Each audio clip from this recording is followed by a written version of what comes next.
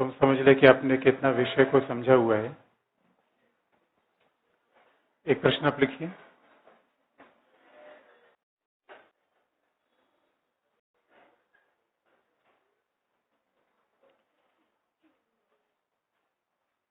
कि वैधता के संबंध में प्रश्न आप लिख लीजिए।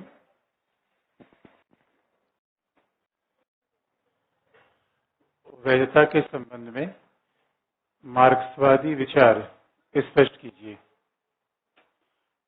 वैधता के संबंध में मार्क्सवादी विचारों का उल्लेख कीजिए।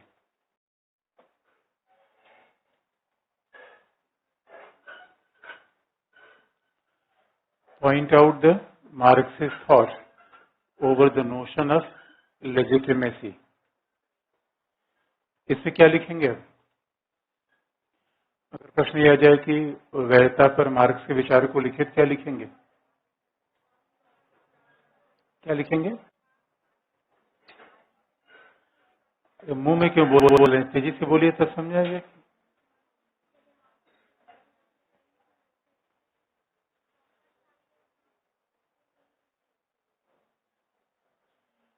अच्छा, अगर वैधता के संबंध में मार्क्स के विचार आ जाए कि point out the concept of legitimacy over marks, तो क्या क्या लिखेंगे?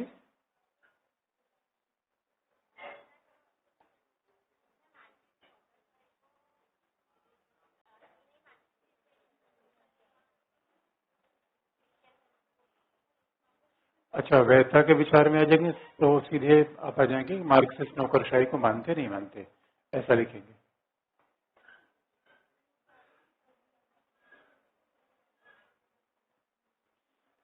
तो आपको याद दिला अगर ये कॉन्सेप्ट, अगर सवाल आपसे पूछा जाए कि point out about the Marxist concept of legitimacy, एक बात आप याद रखिए, थियरी में एक ही बात है, घुमा घुमा के पूछी जाती है। इसलिए थियरी में एप्लीकेशन थोड़ा कम ही करना पड़ता है। फॉरेन पॉलिसी में, आईजीपी में ज्यादा एप्लीकेशन होता है। आप याद रखिए, अगर कोई भी मार्क्सिस्ट कॉन्सेप्ट है तो पहले आपको याद रखना है कि मार्क्सिस्ट लेजिटिमेसी को मानते ही नहीं, वो लेजिटिमेसी को बुर्जुआजी विचार मानते हैं। भाई, लेजिटिमेसी का मतलब क्या है? पावर और सत्ता को वैधता देना। लेजिटिमेसी का सीधा सा मतलब है कि recognising the power of state, recognising the power of government, that is all about legitimacy. तो सरकार की शक्ति को मान्यता देना या ब्यूरोक्रेसी की शक्ति को मान्यता देना, अगर ये लेजिटिमेसी है तो पहला आप देखेंगे मार्क्स ने हमेशा इस पूरे विचार को ही डाउटफुल कहा, क्योंकि मार्क्स हमेशा राज्य सरकार का विरोधी है। पहला पॉइंट आप यहां शुरू करेंगे। दूसरी बात है, ये क्या कहते हैं, लेजिटिमेसी बुर्जुआजी कॉन्सेप्ट, ये बुर्जुआवादी विचार है, क्योंकि मार्क्स को इससे अच्छा कोई शब्द और मिला नहीं। राज्य बुर्जुआवादी है, सरकार बुर्जुआवादी है, इसलिए वैधता बुर्जुआवादी है। इसमें सोचने की आवश्यकता ही नहीं हो ज्यादा। लेकिन तीसरा पॉइंट आप लिखेंगे, किस तरीके से ग्रामस्की ने वैधता को आगे बढ़ाते हुए, ग्रामस्की कैसा विचारक था, याद रखिए, क्या हेजेमोनी लेजिटिमेसी नहीं है? भाई, आपकी बात कोई मान रहा है तो लेजिटिमेसी ही तो है। यानी आप किसी की सहमत से उसको अपनी बात मनवा लिए, that is all about legitimacy. किसी का पावर, लेजिटिमेसी, ये लगभग एक ही जैसे विचार है। कुछ भी आए तो वही चीज लिखना है। इसलिए देखेंगे, आप देखेंगे कि ग्रामस्की ने पहली बार मार्क्सिस्ट थॉट में आइडियोलॉजिकल बात को दिखाते हुए बताया कि पूंजीवाद ने अपनी लेजिटिमेसी कैसे बना रखी है। और ग्रामस्की ने पहली बार कहा कि there is ideological form of capitalist state, जो पूंजीवादी राज्य का वैचारिक आधार है, जो पूंजीवादी राज्य का आइडियोलॉजिकल रूप है, उसके कारण वैधता स्थापित हुई है। तो ग्रामस्की की बात लिख देंगे। इसे ग्रामस्की ने लेजिटिमेसी को बनाने का प्रयास किया, लेकिन उसके बाद आप देखेंगे कि आफ्टर दैट अब फिर इस बात पर आ जाएंगे कि लास्ट में हैबरमास का विचार, लेजिटिमाइजेशन क्राइसिस। पूंजीवादी व्यवस्था में लेजिटिमेसी बनाने का प्रयास होता है, और हैबरमास का विचार तो हम लगभग हर ही जगह, आपको कई जगह हमने बता रखा है, यहाँ फिर आपको याद दिला दें। तो हैबरमास का विचार क्या है? That is a legitimisation crisis.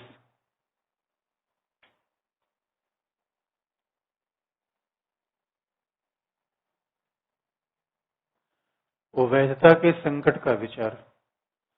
The idea of Habermas is known as a legitimisation crisis, वैधता का संकट।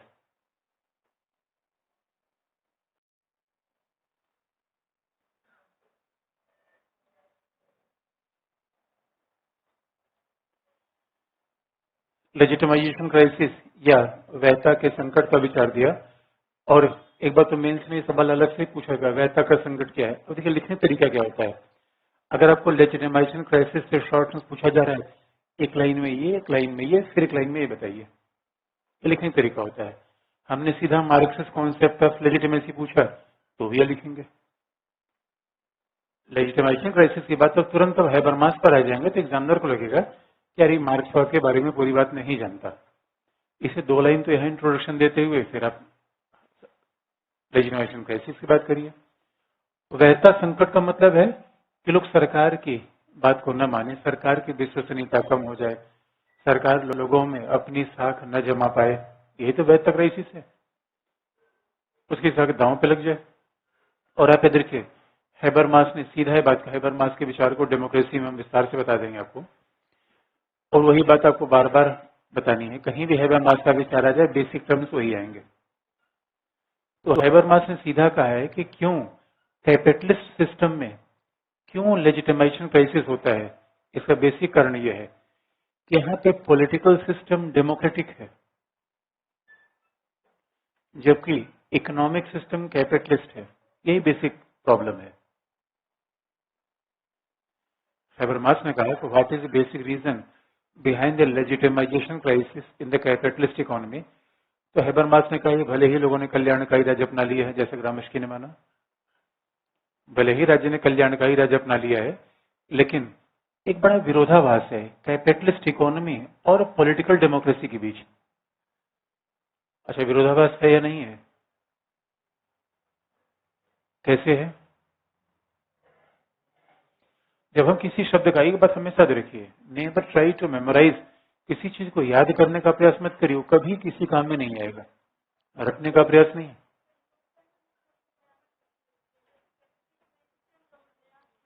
भाई सीधी एकदम सही जवाब है।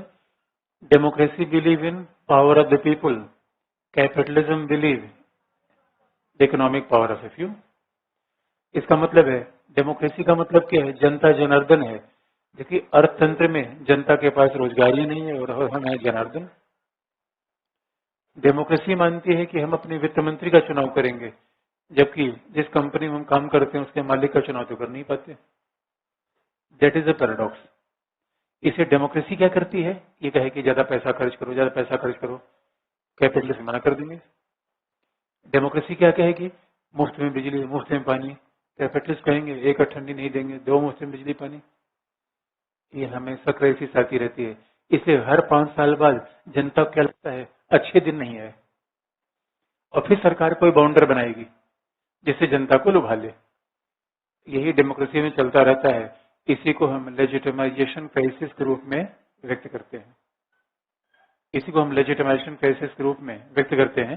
तो हैबरमास ने कहा हमेशा होता रहता है। बाकी हैबरमास का विचार हम आगे डेमोक्रेसी में बता देंगे। ये बातें हो गई। अगर आपको मार्क्सिस्ट कॉन्सेप्ट ऑफ लेजिटिमेसी का उत्तर ही होगा। अगला प्रश्न लिखिए। इसलिए अब इंट्रोडक्शन की बात है। अब इंट्रोडक्शन की बात अगर देखें तो देखिए कैसे इन चीजों को, अगर आप अपने जो सिलेबस के की टर्म को यूज कर लीजिए तो भी आप किसी भी चीज का इंट्रोडक्शन लिख सकते हैं। केवल सिलेबस में जो अपने की टर्म है उनको भी आप ध्यान में रखिए। जैसे लेजिटिमेसी पर अगर कोई आपको लिखना हो तो कैसे लिखेंगे? राजनीति, पारसंस ने कहा है कि राजनीति में शक्ति का ध्यान केंद्रीय है और हर शक्तिशाली सरकार अपनी वैधता स्थापित करने का प्रयास करती है। Even power is a center in a politics, that is view of Parsons. Therefore, each and every government try to legitimize its power. और legitimacy की क्यों जाती है?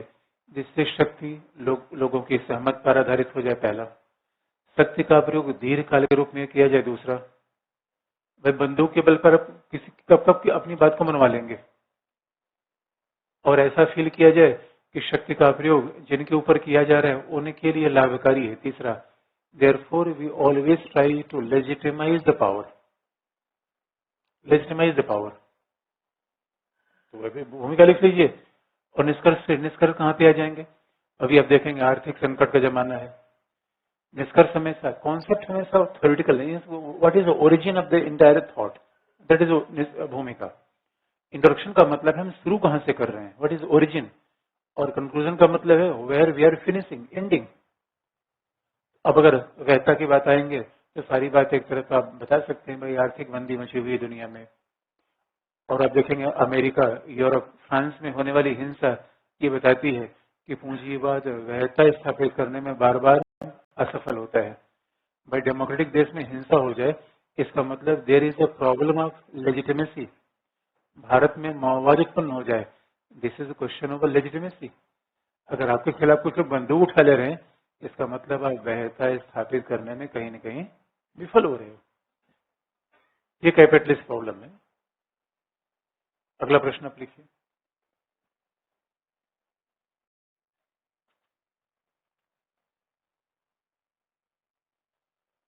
अब बहुत सिंपल सा प्रश्न बता दें, और कई बार बड़े सिंपल से प्रश्न आते हैं कि हम सिलेबस को उठा के एग्जामिनर पूछ लेता है। जैसे सिलेबस में लिखा है वैधता संकट, वो एग्जामिनर उठा के पूछ लिया। क्योंकि आप देखिए अभी थियरी का सिलेबस इतना अच्छा हो गया, स्वतंत्रता, समानता, अधिकार, तो सवाल लगभग स्ट्रेट फॉरवर्ड पूछे जाते हैं। कॉन्सेप्चुअल चीज है। पहला अगला लिख लीजिए। बहुत सरल सवाल, देखने में सरल लगता है लेकिन इसमें भी आपको एक्सरसाइज हो जाएगी। देखिए, शक्ति, सत्ता और वैधता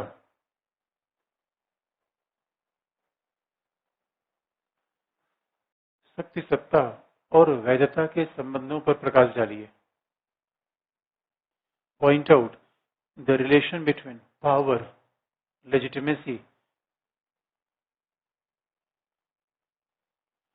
एंड अथॉरिटी। शक्ति, सत्ता और वैधता के संबंधों पर प्रकाश डालिए। अब देखिए, इसी बहाने आपको फिर चीजों को फिर कंसाइज कर दें, सारी बात को आपको एक साथ बता दें। आप देखेंगे कि पावर क्या है। अच्छा, को बात ये भी ध्यान रखने की है, पावर का विचार ऐसा नहीं है कि आधुनिक युग में है। पावर का विचार कौटिल्य में है, मैकियावेली में, हॉब्स में है, वो हम थिंकर में पढ़ते हैं, सारे थिंकर्स में। अब कभी भी इंट्रोडक्शन की बात अगर आपको लिखना हो तो उन सब चीजों का आप प्रयोग कर सकते हैं। एक बात याद रखिए, समाज नैतिकता से चलेगी या शक्ति से? गांधी कैसे चलना चाहते थे? तो गांधी का विचार भी हर चीज को एक जगह कॉन्सेप्ट कभी कहीं भी इसको अप्लाई कर देंगे, समझने और रटने का ये फर्क होता है। गांधी चलाना चाहते थे इस पूरे समाज को मॉरलिटी से, नहीं चल पाया। पश्चिमी जमाने में प्लेटो और एरिस्टोटल भी मॉरलिटी से ही चलना चाहते थे, नहीं चल पाया। बाद में इट वाज रियलाइज दैट नहीं, पावर चाहिए। तो पावर कहानी पे शुरू होती है कौटिल्य, मैकियावेली, हॉब्स। ये कोई नई बात नहीं है। बस आपको ध्यान रखना है पावर का मतलब क्या होगा,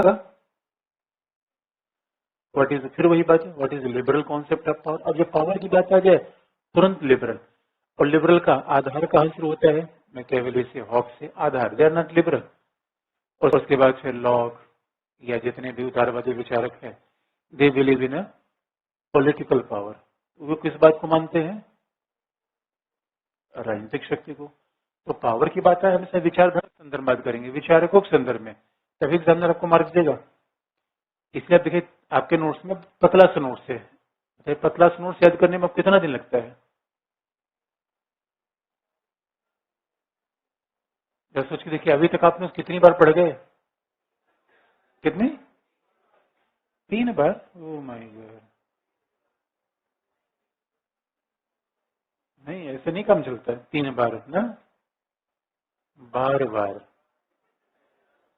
जब तक दिल में न बैठ जाए दोस्तों तब तक पढ़ा जाता है। हनुमान चालीसा की तरह रिपीट करके अपने आप चीज स्पष्ट हो जाएगी।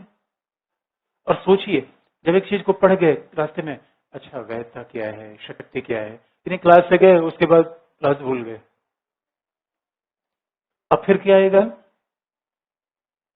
Marxist concept of power. Marxist क्या करते हैं? इकोनॉमिक। दूसरा फिर क्या जाएगा? Feminist, fascist. एक लाइन में फासिस्ट को बहुत ज्यादा लिखने की आवश्यकता नहीं, उसे बेकार की विचारधारा है। लास्ट में post modernist concept of power. यही तो पावर है।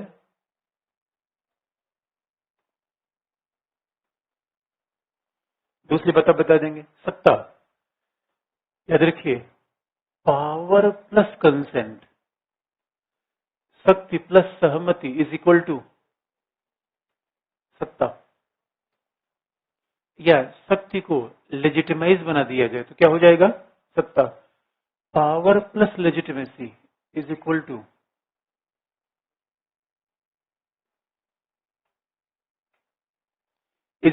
सत्ता।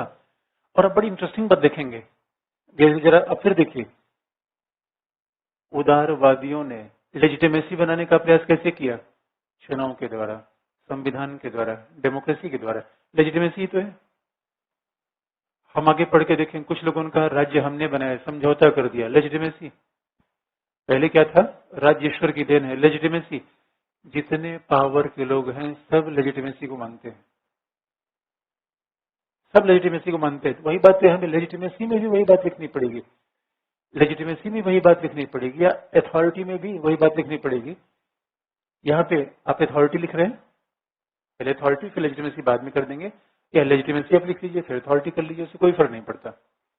अगर लेजिटिमेसी लिख रहे हैं, what is liberal concept? Liberal legitimacy कैसे बनाते हैं? Constitution, election, equal voting right, fundamental right, यही सब उनके लेजिटिमेसी बनाने के तरीके हैं। ये बताइए, मोदी सरकार का समर्थन आप कर रहे हैं कि नहीं कर रहे हैं? अरे भाई, चुनाव जीत को जो आया नहीं कर रहे हैं, क्या बागी हैं? दूसरी बात है, अपने जिले के जिलाधिकारी का समर्थन करेंगे या नहीं करेंगे? सिलेक्शन से आया हुआ है, ऐसा नहीं किसी के खानदान का है।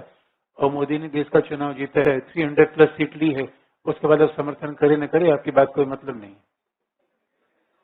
लिबरल कॉन्सेप्ट है लेजिटिमेसी, सीधी सी बात। दूसरा, अब फिर किस पे जाएंगे? Marxist don't believe on the legitimacy at all. फिर मार्क्सिस्ट क्या जाएंगे? Marxist don't believe at legitimacy. Feminist, feminist ने लेजिटिमेसी कैसे बनाई? पैट्रियार्की के द्वारा। फेमिनिस्ट क्या कहते हैं? लेजिटिमेसी का मूल आधार क्या है? पैट्रियार्की। और जिस तरीके से मार्क्सिस्ट कैपिटलिस्ट को तोड़ के लेजिटिमेसी खत्म करना चाहते हैं, वैसे फेमिनिस्ट पितृसत्तात्मक सत्ता को तोड़ के। आपको लगता नहीं लेजिटिमेसी एंड पावर इक्वल?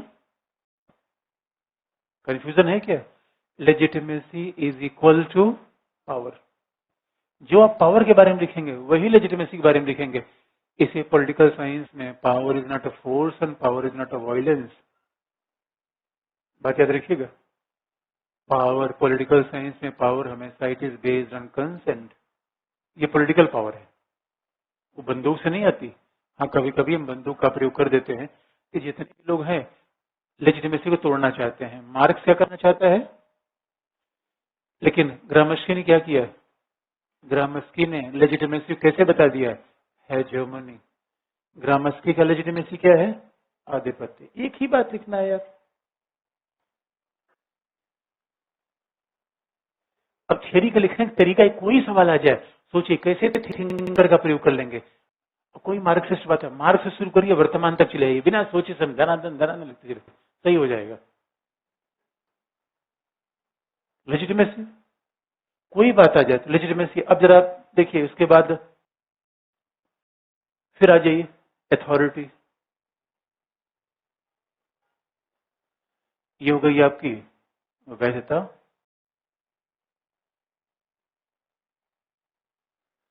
दूसरी हो गई आपकी अथॉरिटी। अथॉरिटी क्या है? फिर वही बात है, power plus legitimacy is equal to authority. Power plus consent is equal to authority. Legitimacy authority एक ही सिक्के के दो पहलू हैं, एक ही सिक्के के दो पहलू हैं। तो जो पावर लेजिटिमेट हो जाती है वो क्या हो जाती है? अथॉरिटी। जो पावर कंसेंट पे बेस हो जाती है वो क्या हो जाती है? अथॉरिटी। और अथॉरिटी की बात है तो पहले शुरुआत करिए मैक्स वेबर से। अथॉरिटी की बात आपने मैक्स वेबर की बात कर दी।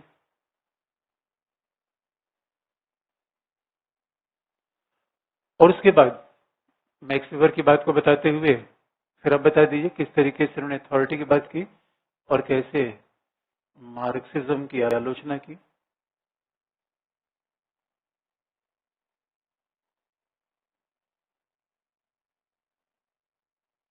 और फिर लेकिन फिर नियो मार्क्सिस्ट ने कैसे वेबर की आलोचना की, ब्यूरोक्रेसी की आलोचना की, और लास्ट में हैबरमास।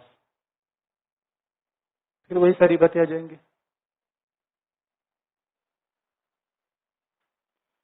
आप याद रखिए, authority is equal to power, legitimacy is equal to power, power is equal to power.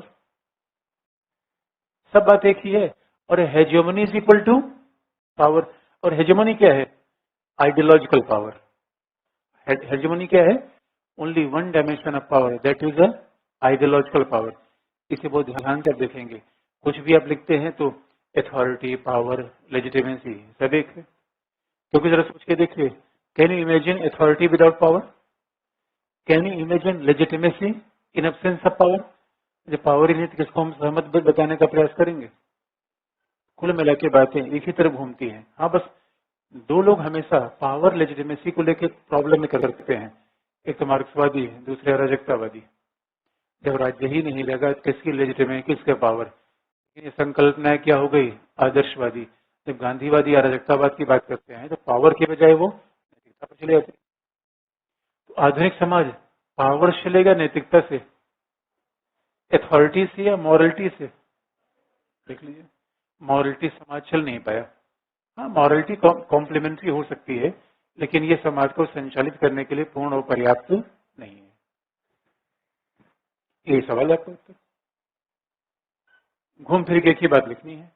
तो पावर लेजिटिमेसी को साथ ही लिख सकते हैं। जिस जो पावर बनाता है वो अपने आप हमेशा आपको लेजिटिमेट बनाएगा, साथ साथ लिख सकते हैं। अगला,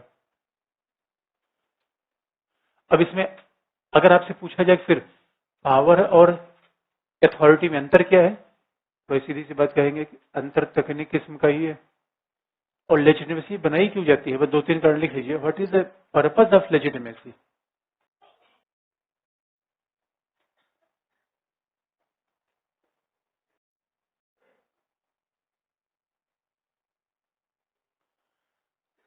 what is the purpose of legitimacy? तो पहला, शक्ति का दीर्घकालिक प्रयोग, long term use of power. हम शक्ति को दीर्घकालिक रूप में प्रयोग कर सकें, लेजिटिमेसी का पहला पर्पज ये होता है, long term use of power. दूसरा पर्पज,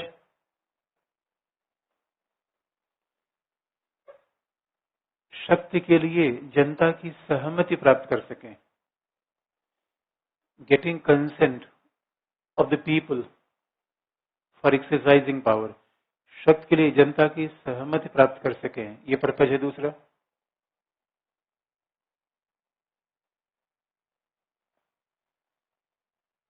और तीसरा,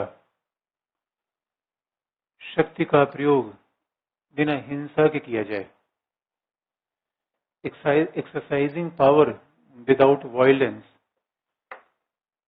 that even proves the relevance of legitimacy। शक्ति का प्रयोग हिंसा के बिना किया जाए तो उसके लिए क्या करना पड़ेगा आपको? लेजिटिमेसी करना पड़ेगा। अब अगले चैप्टर बढ़े, एक दो प्रश्न मैंने आपको बता दिया, बाकी प्रीवियस ईयर का आप सवाल देखेंगे, इससे सवाल बिल्कुल स्ट्रेट फॉरवर्ड ही आएगा। अब वेबर की बात से वेबर मार्क्स का कंपैरिजन क्या था हमने पहले बता दिया। तो पहले से हम कोशिश करते हैं कि जहां जहां से प्रश्न पूछा जा सकता है उन सारे डायमेंशन को मैं पहले ही आपको बता देता हूँ। यहाँ से प्रश्न पूछाने की संभावना होती है, बाकी फिर मैंने आपको इधर बता दिया।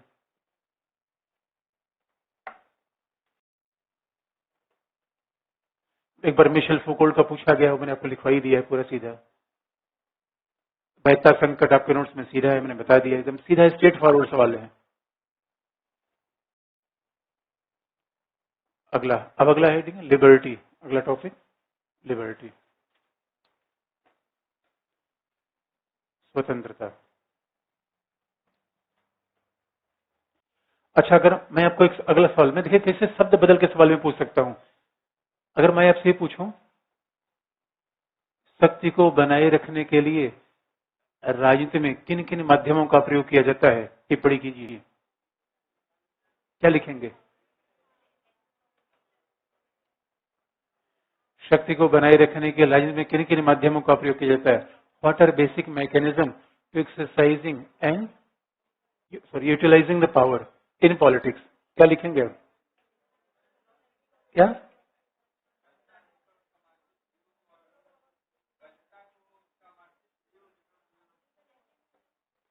शक्ति को बनाए रखने का पहला तरीका है आइडियोलॉजिकल, दूसरा तरीका है इकोनॉमिक, इंस्टीट्यूट इकोनॉमिक, तीसरा तरीका है पैट्रियार्कल। शक्ति को बनाए रखने के लोग अलग अलग तरीका का प्रयोग करते हैं। Hegemony, hegemony, political power, democracy, capitalism. यही बात तो लिखना है, बताइए इसमें। आपको मैंने बता दिया, विषय वस्तु इससे ज्यादा नहीं आएगी। इसे एक बार पढ़िए, दो बार पढ़िए। अच्छा, आपने सुना होगा पोल साइंस का सिलेबस बहुत लंबा होता है, ऐसा सुना था? नोट्स देखकर आपको कैसा लगता है? और उतने उतने ही नोट्स में बार बार, अभी आप आगे जाएंगे तो फेडअप हो जाएंगे, यार वही उदारवादी, वही मार्क्सवादी, अब छुट्टी करो सर, छुट्टी। ऐसा आपको लग रहा है कि नहीं? नहीं लग रहा है? तो खतरनाक बात है फिर तो। वही उदारवादी, वही मार्क्सवादी, वही नारीवादी। और याद रखिए, आपको कुछ भी ना आता हो आजादी में, मान लीजिए ब्लैंक आप हो गए, बस उदारवादी, मार्क्सवादी, नारीवादी, खत्म। अगला हेडिंग है आजादी, अगला है स्वतंत्रता। अगला टॉपिक है जो सिलेबस में लिखा है।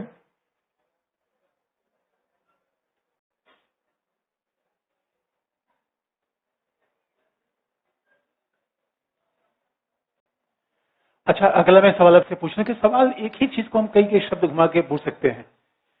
उदारवादी, यानी अगला सवाल आपसे पूछ लें कि वहता बनाने के उदारवादी और मार्क्सवादी तरीकों का आलोचनात्मक परीक्षण करिए। क्या लिखेंगे? वहता बनाने के उदारवादी और मार्क्सवादी तरीकों का आलोचनात्मक परीक्षण करिए। फिर वही बात आ जाएगी, वहता बनाने का उदारवादी तरीका क्या है? चुनाव, लोकतंत्र। अब वहता बनाने का उदारवादी तरीका क्या है? Max weber, max weber. लेकिन उसकी आलोचना क्या है? उसकी आलोचना क्या है? मार्क्सवादी। लेकिन वहता बनाने का मार्क्सवादी तरीका क्या है? Gramsci, Gramsci. और फिर उसके बाद वहता का संकट क्या है? हैबरमास। फिर वही बता दे, मार्क्सवादी, उदारवादी। चल हम शब्दों को चेंज करेंगे एग्जाम में, और भाई यही तो आपकी समझ के शब्द हम प्रश्न में सब मौलिक होने चाहिए।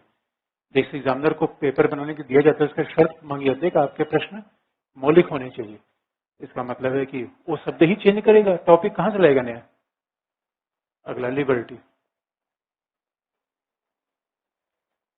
आजादी।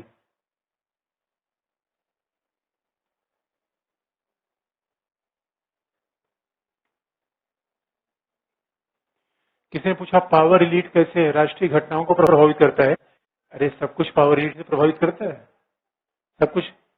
कोई सरकारी नीति हो, अर्थ की नीति हो, विदेश नीति हो, जिसके पास सत्ता होगी, जो सरकार में होगा, वो निर्धारित करेगा, आम जनता निर्धारित करेगी, आम जनता। अगला लिबर्टी, ये दोस्तों सबसे हमारे काम का आजादी। अच्छा, सत्ता तो दिखाता है जो ऊपर से कोई चीज आ रही है। अच्छा, अब जरा सा रिलेशन देखिए, सत्ता और स्वतंत्रता के बीच हमेशा कॉन्सेप्ट, अब देखिए, सत्ता और स्वतंत्रता के बीच विरोधाभास है या टकराव? अच्छा, इसका मतलब स्वतंत्रता के लिए सत्ता खत्म होनी चाहिए। और दूसरी एक बात याद रखिए, स्वतंत्रता सत्ता के बीच टकराव आप करें, हाँ, इसका तो मतलब ये हो गया कि सत्ता खत्म होनी चाहिए तभी स्वतंत्रता मिलेगी। ऐसा है या नहीं? ऐसा है या नहीं है? अच्छा, दूसरा, सत्ता अगर इतनी शक्तिशाली हो जाए, मुसोलिनी जैसी हो जाए, स्वतंत्रता रहेगी या जाएगी? तो कल्पना करिए, स्वतंत्रता के लिए सत्ता आवश्यक है या नहीं? पहला,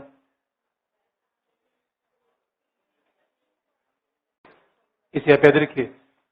दो प्रकार के विचार है। अगर स्वतंत्रता, हम चूंकि सत्ता हमने पढ़ लिया है, और जरा स्वतंत्रता पर आगे बढ़ते समय यहीं से डिबेट शुरू करें कि व्हाट इज रिलेशन बिटवीन, फिर स्वतंत्रता को परिभाषित करें कि what is relation between authority and liberty, power and liberty.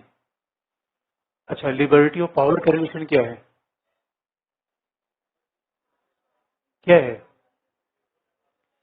Liberty और पावर का रिलेशन? क्या है? धीरे से क्यों बोल रहे हैं? अरे विरोधाभासी कैसे हो सकता है? मैं कह रहा हूं पावर ऑफ द पीपल। अगर लोग ही शक्तिशाली हो जाएं तो इससे ज्यादा आजादी किसको मिलेगी? इसे पावर और लिबर्टी को आप दूसरे के खिलाफ कैसे बोल सकते हैं? सत्ता शक्तिशाली हो जाए तो निश्चित तौर पर तब लिबर्टी के लिए खतरा होगी। इसलिए अब जरा देखिए, पहली कल्पना है अराजकतावादियों की कि सत्ता हो ही नहीं। जरा अगर कल्पना करिए, पहले हम देखेंगे what is relation between liberty and authority. उसमें पहला है अराजकतावादी, गांधीवादी, ये सब जो नैतिकतावादी थे, ये क्या है? ये क्या मानते हैं? एनार्किस्ट, अराजकतावादी, जो कहते हैं राज्य नहीं होगा। They are opposing state government and all kind of authority, जिनके द्वारा राज्य, सरकार और सभी प्रकार की सत्ता का विरोध किया जाता है।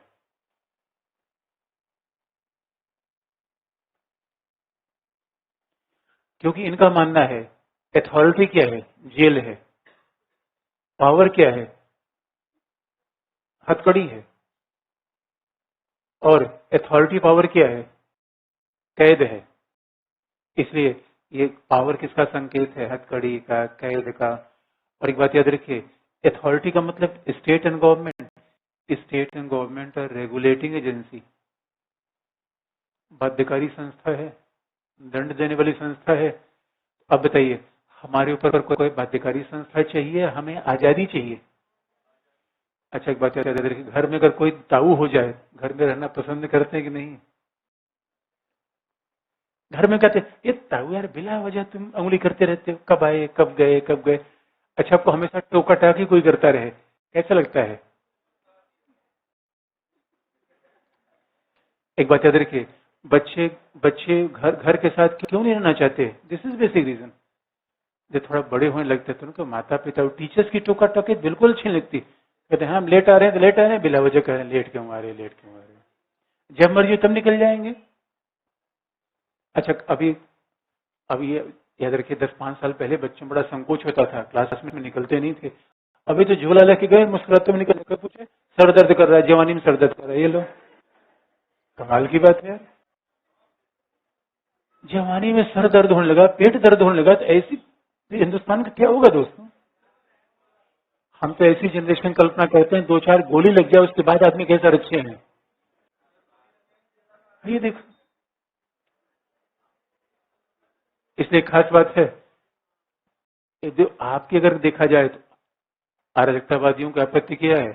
अराजकतावादी मानते हैं भाई हम नैतिक हैं, हम विवेकशील हैं, हम जानते हैं हमें क्या करना है।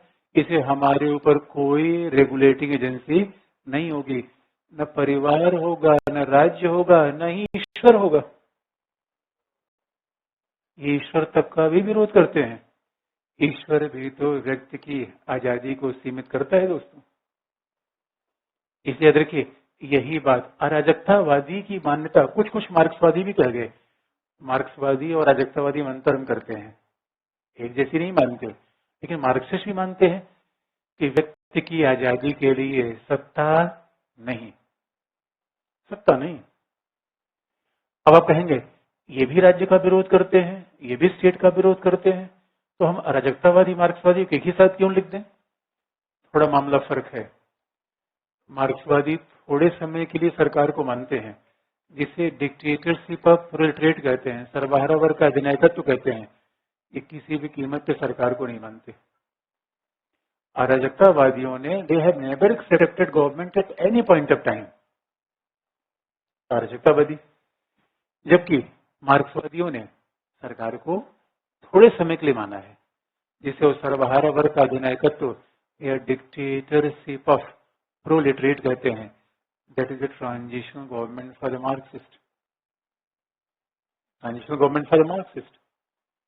अब देखिए, एक विकल्प ये है कि राज्य नहीं रहेगा, सरकार नहीं रहेगी, तब आजादी प्राप्त होगी। आज तक कभी हो पाया क्या? अब आप देखेंगे, थियरी में देखने में प्रश्न कितना सरल होता है, स्वतंत्रता और सत्ता के बीच संबंध बताइए, और गड़बड़ी कहां होती है? आपको न्यूज़पेपर पर नहीं लिखना है कि हमें लगता है कि आजकल आजादी पर बड़े बड़े पहरे हो गए हैं, तो एग्जामिनर को ज्यादा ही लग जाएगा। आपको क्या लगता है इंपॉर्टेंट नहीं है, जो कहानी हम बताते हैं समझने के लिए, लिखने के लिए। अराजकतावादी, मार्क्सवादी ये मानते, उसी में गांधी भी थे। गांधी ने कहा सत्ता है तो आजादी खत्म, और इसलिए राज्य आत्मा रहित मशीन है, राज्य बेकार की संस्था है। गांधीवादी भी इसी दिशा में पहुंचते थे। Therefore, Gandhi was also known as an anarchist। तो ये बात अलग है कि उनके लिए फिलोसफिकल का नाम दिया गया, लेकिन अराजकतावादी गांधी भी थे। बस इतनी बात याद रखना है, अराजकतावाद का शब्द हमें सामान्य अर्थों में नहीं प्रयोग करना है कि भगदड़ हो गई, मारपीट हो गई।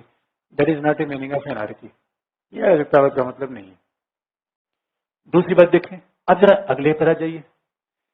तो क्या राज्य सरकार के बिना आज तक किसी को आजादी मिल पाई? क्योंकि कॉन्सेप्चुअल जो बात है, राज्य नहीं रहेगा, सरकार नहीं रहेगी, राज्य नहीं रहेगा तो संविधान नहीं रहेगा, संविधान नहीं रहेगी, विधि नहीं रहेगी, विधि नहीं रहेगी तो पुलिस नहीं रहेगी, पुलिस नहीं है तो न्याय या अन्याय का कोई मतलब नहीं है। आज तक हम ऐसा कोई समाज नहीं देख पाए जो राज्य के बिना चल रहा हो। There is need of some regulating agency. ये बात इसलिए रोमांटिक हो गई, बात को सीधे कह दें, अगर सभी अपनी, अब अराजकता का मतलब है सबको निरपेक्ष स्वतंत्रता मिलेगी, एब्सोल्यूट लिबर्टी। अराजकता यही तो मतलब है, राज्य नहीं रहेगी, सरकार नहीं रहेगी, तुमको निरपेक्ष आजादी मिलेगी, कोई प्रतिबंध नहीं। इसका परिणाम होगा किसी को आजादी नहीं मिलेगी। क्यों? एक दिन राज्य सरकार को ट्रैफिक पुलिस पे हटा के देखिए, ऐसा क्यों समझता है? राज्य सरकार अगर कुछ दिन दिल्ली में न रहे तो आपका जीवन कैसा होगा? मान ली कल्पना करिए, एक हफ्ते के लिए मुखर्जी नगर से या दिल्ली से राज्य न रहे, सरकार न रहे, पुलिस न रहे, हाउ यू कैन सर्वाइव? आपका जीवन कैसा होगा? मोबाइल सुरक्षित रहेगा? क्लास में आ पाएंगे? तो जो पहलवान होंगे वही आ पाएंगे दोस्तों, बाकी तो आने की गुंजाइश बहुत कम है। अच्छा, दूसरा विकल्प देखिए, दूसरा, ऐसी सत्ता बना दें, ऐसी सत्ता बना दें जहां सब पर नियंत्रण हो जाए। तो दूसरा क्या है टेंडेंसी? एब्सोल्यूट पावर, अथॉरिटी बना दीजिए एब्सोल्यूट पावर की,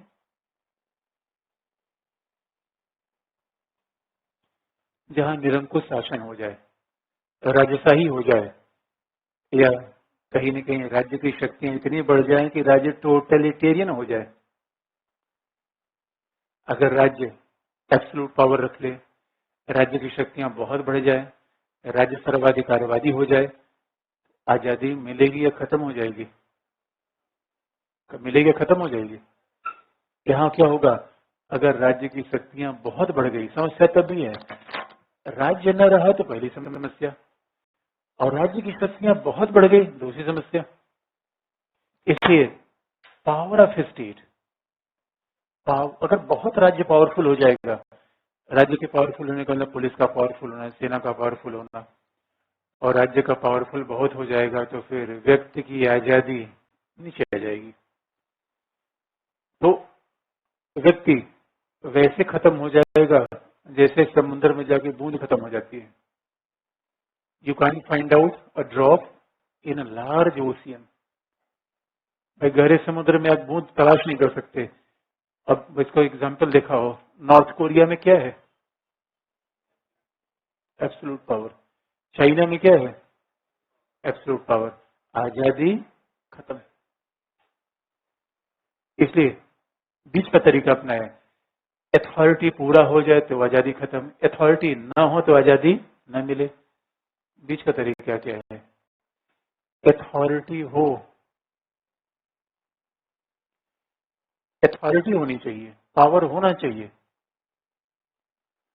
लेकिन वो अथॉरिटी कैसी होनी चाहिए? Limited, constitutional. इसलिए शक्ति तो हो, लेकिन वो सीमित होनी चाहिए, संवैधानिक होनी चाहिए।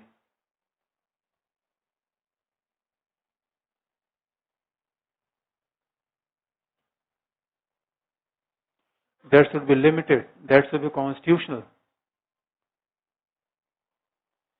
अथॉरिटी होनी चाहिए लेकिन वो सीमित, संवैधानिक, तभी शक्तियां मिलेगी। इसका मतलब है अथॉरिटी होगी सीमित, संवैधानिक, संवैधानिक तो लॉ होगा, और तभी व्यक्ति की आजादी संभव है।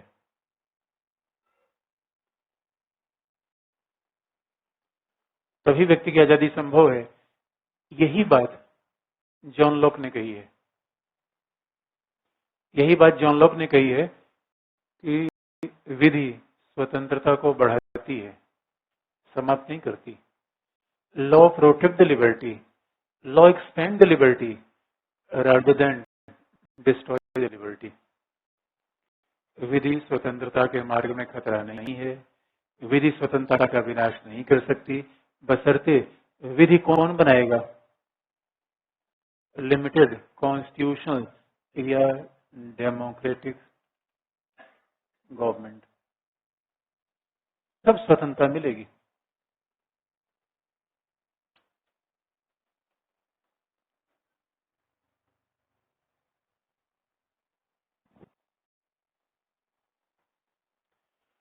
तब स्वतंत्रता मिलेगी। ये बात स्पष्ट है, और संयोग की बात है, लॉक की बात तो हम विचारक में पढ़ते हैं, इसलिए उसका विस्तार नहीं करेंगे। लेकिन इसे लॉक का बड़ा प्रसिद्ध कथन है कि बिना विधि के स्वतंत्रता की कल्पना नहीं हो सकती। इसलिए स्वतंत्रता न अराजकता में मिलेगी न तानाशाही में। और अगर आप याद रखिए, बात को व्यवहारिक रूप में देख लें, स्वतंत्रता लंदन में है, अमेरिका में है या नहीं है? भाई दुनिया में सबसे ज्यादा लिबर्टी आप कहाँ देखेंगे? लंदन में, अमेरिका में। क्यों? क्या वहां सरकार नहीं है? है, सरकार है। लेकिन हर सरकार क्या स्वतंत्रता की गारंटी देती है? अगर वहां सरकार है और स्वतंत्रता मिल गई तो क्या हर सरकार स्वतंत्रता की गारंटी देती है? देती है नहीं देती है? एग्जाम्पल बताइए। North Korea, China. सरकार होना स्वतंत्रता की गारंटी नहीं है, लेकिन सरकार न होना स्वतंत्रता छीनने की पूरी गारंटी है। इसलिए लिबर्टी के लिए क्या चाहिए? बीच बीच का रास्ता। सरकार को सीमित किया जाए, संवैधानिक किया जाए, जिससे व्यक्ति को आजादी मिले। पहला पॉइंट ये है, पहली बेसिक पॉइंट ये है। अब देखिए, अथॉरिटी और लिबर्टी से रिलेशन हो गया। अब आपकी पहली पढ़ी गई चीजों को मैं देखूं। अभी लिबर्टी को बताएंगे लिबर्टी है क्या। अब जरा मैं पहली पढ़ी गई चीजों को टेस्ट करूंगा आपका। यहां हटा दें। लॉक ने ही बात कही है। लॉक ने, आप देखेंगे, हाँ ये बात अलग है, सरकार को सीमित करने के तरीके लॉक ने अलग बताए। मॉन्टेस्क्यू, सेपरेशन ऑफ पावर, कल हमने बताया था। Why separation of power? Liberty. सरकार को सीमित कैसे करेंगे? संविधान से। सरकार को सीमित कैसे करेंगे? व्यक्ति की आजादी से। और आप याद रखिए, लिबर्टी का मतलब होता है सरकार व्यक्ति की आजादी की रक्षा के लिए है और उसके दमन के लिए है। रक्षा के लिए, बहुत बड़ी बात है लिबर्टी। तो लिबर्टी को परिभाषित करने से पहले अब मैं आपकी जानकारी थोड़ा ले लूं। हटा दें इसको, शुरुआत यहां से कर देंगे। अगला,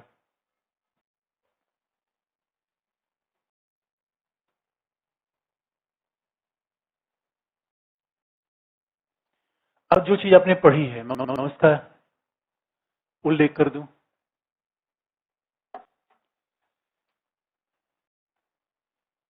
दो बेसिक चीज बता दूंगा मैं आपको। एक होती है सिविल लिबर्टी,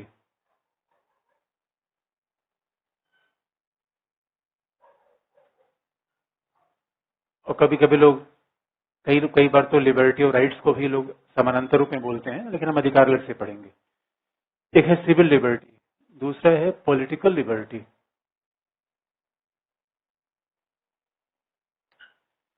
तीसरा है सामाजिक आर्थिक स्वतंत्रता, इकोनॉमिक लिबर्टी है, social economic liberty.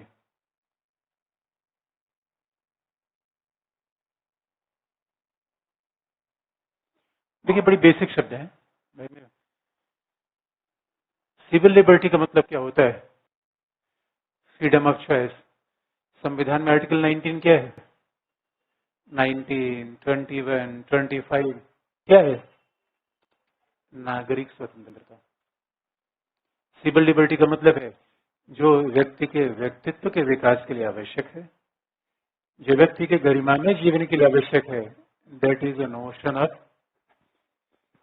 Civil liberty. Civil liberty का मतलब है जो व्यक्ति को मिलती है, जैसे कि freedom of speech and expression, right to life, यानी freedom of conscience and freedom of profess, propagate and practise religion.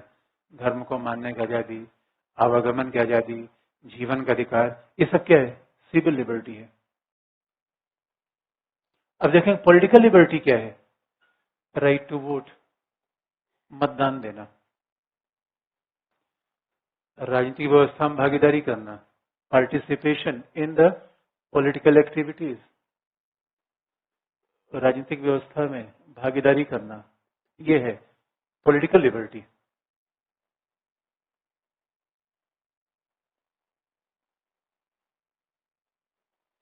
तीसरा सोशल इकोनॉमिक लिबर्टी क्या है?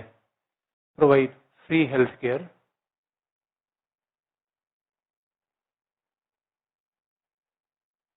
एजुकेशन, बेसिक शिक्षा, स्वास्थ्य, आवास की सुविधा प्रदान करना है, एम्प्लॉयमेंट, पेंशन।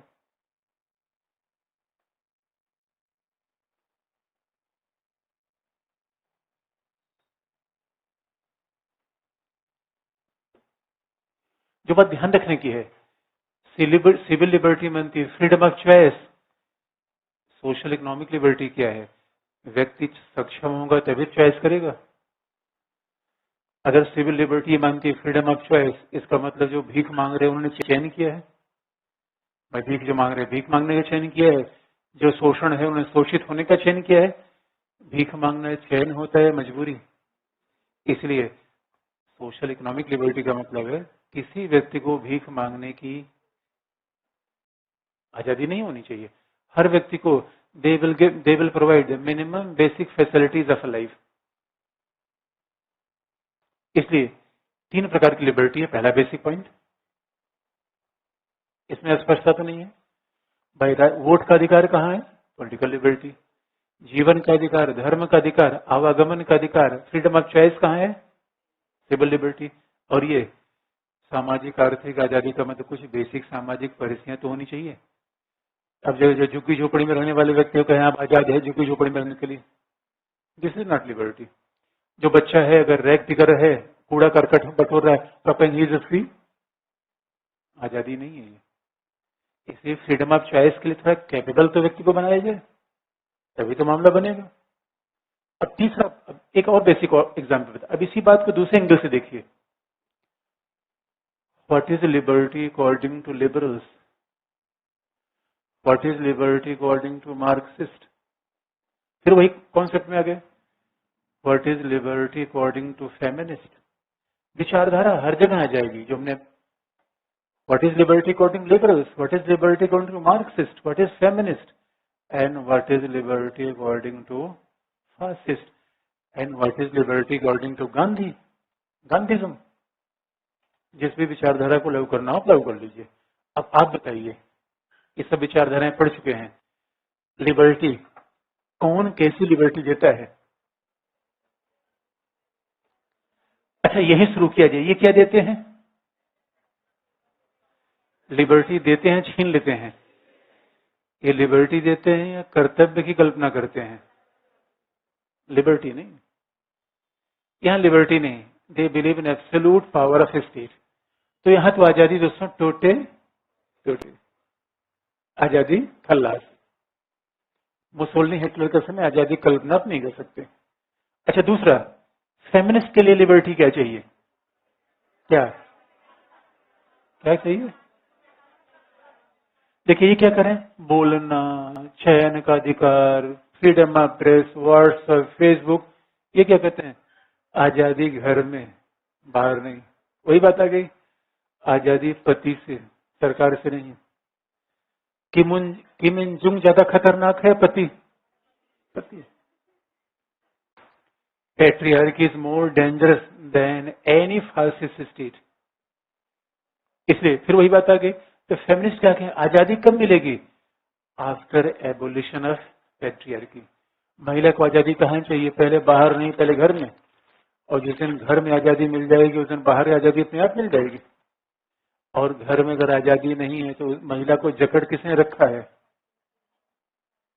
पति ने। इसे पतियों के खिलाफ क्रांति बनती है दोस्तों, फेमिनिस्ट। अच्छा मार्क्सिस्ट हिसाब से आजादी क्या है? क्या है? अच्छा दूसरी बात, मार्क्सिस्ट आजादी को मानते हैं नहीं मानते?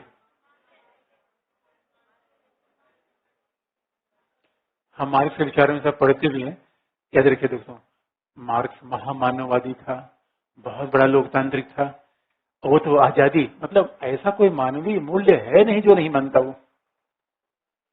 बस एक बात है, वो पूरे तौर पर मानता है, कॉस्मेटिक उसके पास समाधान नहीं है। वो कहता है मेरे पास देखो, मैं होम्योपैथी का डॉक्टर हूँ, एलोपैथी का डॉक्टर नहीं हूं मैं आयुर्वेदिक डॉक्टर हूँ, पंचकर्म करूंगा, होलिस्टिक ट्रीटमेंट।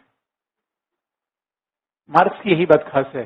इसे मार्क्स की आजादी क्या है? मार्क्स की आजादी क्या है? विवशता का अभाव, in the necessities of freedom. Marks का बहुत प्रसिद्ध कथन है।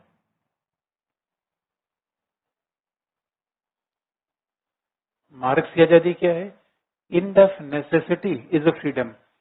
विवशता का अंत हो जाना स्वतंत्रता है।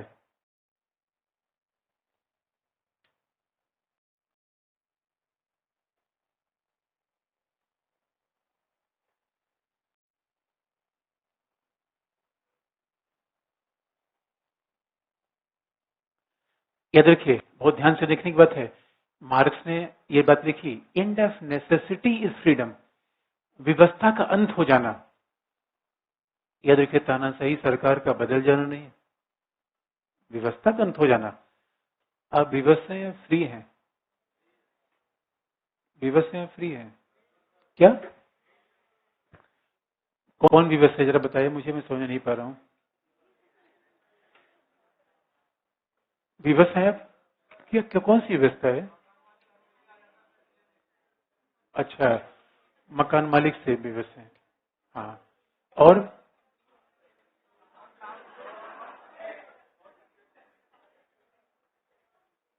अच्छा, और किससे विवश है? मतलब मान लिया मैंने, चलिए भाई मुझसे विवश है, और किससे मेरे अलावा? किससे? एक बात याद रखिए दोस्तों, व्यवस्था, end of necessity. Oh my God, what is necessity? याद रखिए, आजादी कब मिलेगी? जिस दिन रोटी कपड़ा मकान की चिंता खत्म हो जाए। आजादी का मतलब है जिस दिन बेरोजगारी का। अब अच्छा भी युवा अवस्था में क्या होता है, यार 2 साल के बाद क्या होगा? उससे बापू रोज घर से पूछते हैं, क्या रिजल्ट आया? अरे पीटी दे रखा है बाबू, चिंता पीटी दे रखा है। उनका ये पीटी क्या होता है यार? अरे तुम रिजल्ट कुछ बताओ। रिजल्ट क्या बताएं दोस्तों, एग्जाम ऐसा होता है कि सांप सीढ़ी वाला खेले तो पीटी में गए उधर लटक गए। सांप सीढ़ी वाला खेल होता है सांप ने काटा, इंटरव्यू से फिर नीचे चले आए, वहीं पे लग गए। और एक बात याद रखिए, प्रीलिम्स पास होने के बाद कभी घर वालों को नहीं बताइए, घर वाले ये पूरे मूल्य बता देंगे आईएएस बन गया। और उसके बाद अगर आप कहेंगे कि मामला गड़बड़ हो गया, कहे यार झूठ बोलता है क्या ये? इसे never tell about your PT result. आप कह दो अभी बस पढ़ाई कर रहा हूँ, पढ़ाई कर रहा हूँ। उनकी आशाएं बढ़ जाती हैं, दबाव पे ज्यादा बढ़ेगा। इस याद रखिए दोस्तों, हम सब विवश हैं। और अभाव है, व्यवस्था का मतलब अभाव होना। और सच पूछिए, अभाव किसका है? बेरोजगारी का। अभाव किसका है? मकान का। अभाव किसका है? स्वास्थ्य की सुविधाओं का। अभाव किसका है? गरीबी और बीमारी का। इस याद रखिए, जब तक ये अभाव नहीं मिटेगा तब तक आजादी हमें नहीं मिलेगी। ये अभाव कब खत्म हो जाएगा? जब जिस दिन आपको ये लग जाए, मैं पढ़ूं या न पढ़ूं, मुझे जीवन की सुविधाएं मिलनी ही है। इस याद रखिए, अभाव किसके पास नहीं है दोस्तों? पूंजीपतियों के पास। सच में फ्रीडम तो नहीं की है। वो जहां चाहे दोस्तों, लंदन में भी मैच होने वाला है, वो जाके लंदन मैच देख रहे हैं और यहाँ गर्मी में पसीने उठ रहे हैं। यही अभाव है दोस्तों। पूंजीवादी व्यवस्था में मैक्सिमम लोग कहाँ पे रहते हैं? नेसेसिटी में। कोई रोटी कपड़ा मकान की चिंता में है, कोई रोजगार की चिंता में है। आजादी आपको कहाँ मिलेगी? आजादी संविधान से मिलेगी? नहीं, मार्क्सिस्ट ये नहीं। We can't draw liberty from your constitution. नहीं, आजादी संविधान से नहीं मिलेगी। मार्क्स से पूछा कि मार्क्स बाबा ये बताओ, तानाशाह हट जाए तो आजादी मिलेगी? उनका मिल सकती है, ये शर्त नहीं है। तानाशाह शोषण करे या पूंजीपति, बात तो एक ही होती है। इसलिए आजादी कब मिलेगी? मार्क्स बाबा फिर उसी पर आ जाएंगे, पूंजीवाद का खात्मा। मार्क्स का समाधान रेडीमेड है, रेडीमेड है। तो व्यवस्था का मतलब क्या है? अगला पॉइंट एक दो लाइन बस कर लिख लीजिए।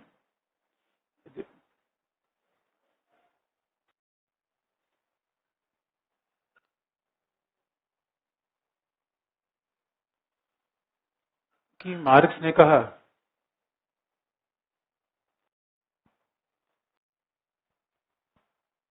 व्यक्ति आर्थिक परिस्थितियों के कारण विवश है।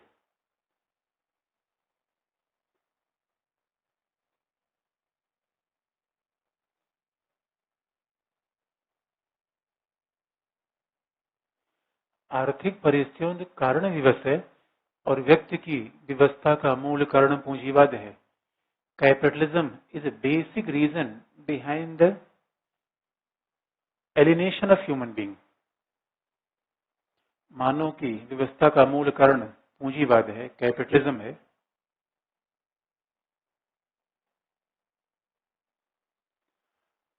और इस पूंजीवाद के कारण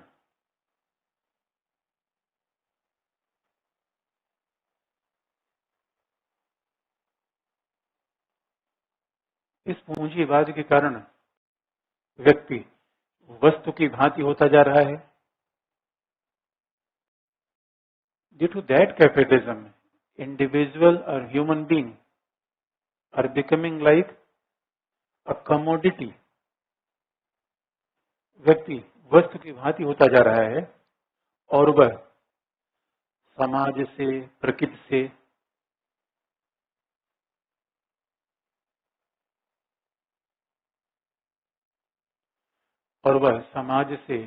से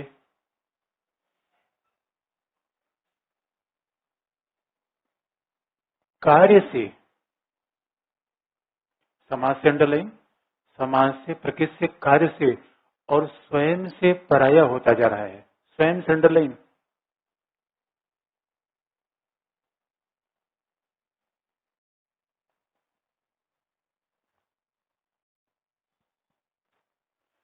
अब देखिए ये व्यवस्था कैसी है दोस्तों। Marks has spoke about the 4 levels of alienation. Marks ने कहा व्यवस्था कहाँ है? पहला, हम। विवश हम क्यों है? क्योंकि जिस समाज में नहीं रहना चाहते वहां रहना पड़ रहा है। जिस जगह नहीं रहना चाहते वहां रहना पड़ रहा है दोस्तों। Therefore we are. अच्छा, दिल्ली में कौन शौक से रह रहा है? हाँ, some people are, they are capitalist, ये पूंजीवादी लोग हैं।